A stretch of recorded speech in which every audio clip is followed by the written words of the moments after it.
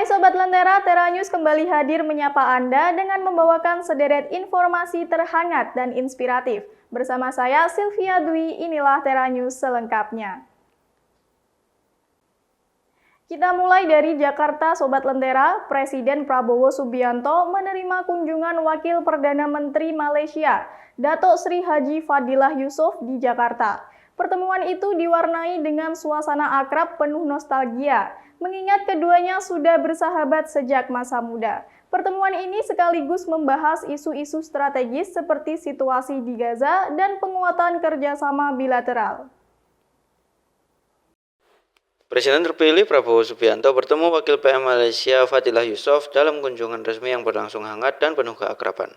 Keduanya mengenang persahabatan sejak muda sebelum membahas isu-isu penting kawasan. Dalam pertemuan tersebut, Prabowo dan Fadilah menyinggung krisis kemanusiaan di Gaza serta menjajaki penguatan kerjasama Indonesia-Malaysia di berbagai sektor, termasuk ketahanan pangan dan energi. Kunjungan ini disebut menjadi awal sinergi baru kedua negara di bawah kepemimpinan baru.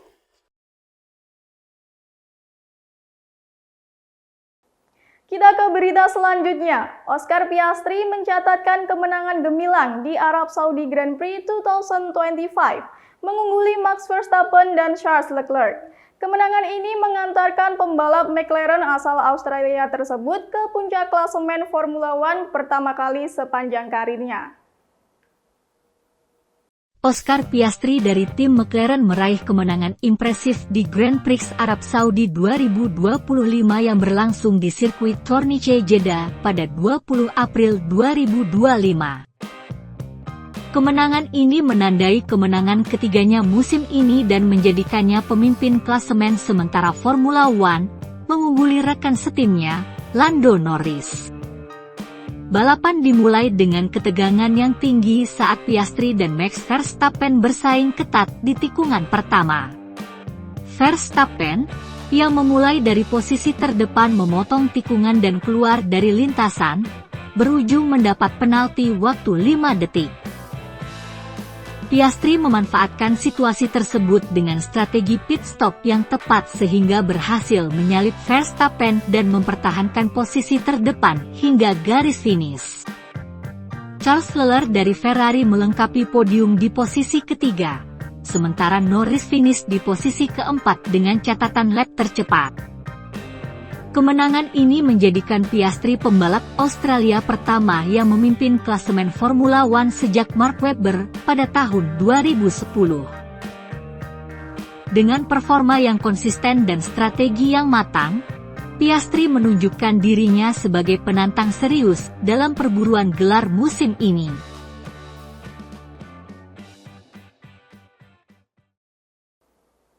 Sesaat lagi kita akan membahas tentang film Jumbo yang menjadi film animasi terlaris di Indonesia. Jadi tetap di Tera News.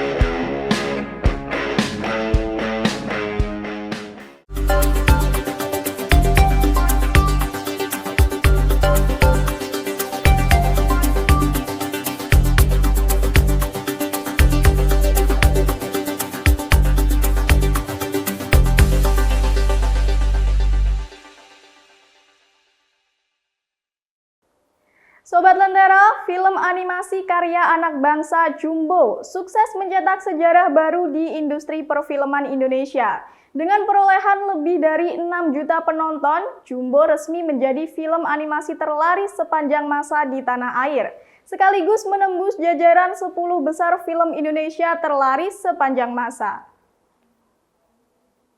Film animasi karya anak bangsa, Jumbo, resmi mencetak sejarah dengan menembus angka 6 juta penonton di bioskop tanah air. Pencapaian tersebut menjadikan Jumbo sebagai film animasi terlaris sepanjang masa di Indonesia. Raihan tersebut sekaligus membuat Jumbo resmi masuk ke dalam 10 besar film Indonesia terlaris sepanjang masa. Dirilis pada akhir Maret 2025, Jumbo langsung mencuri perhatian masyarakat dengan visualnya yang memukau dan jalan cerita yang menyentuh hati.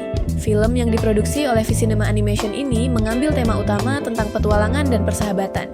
Film Jumbo juga menyisipkan tema perundungan dan keberanian.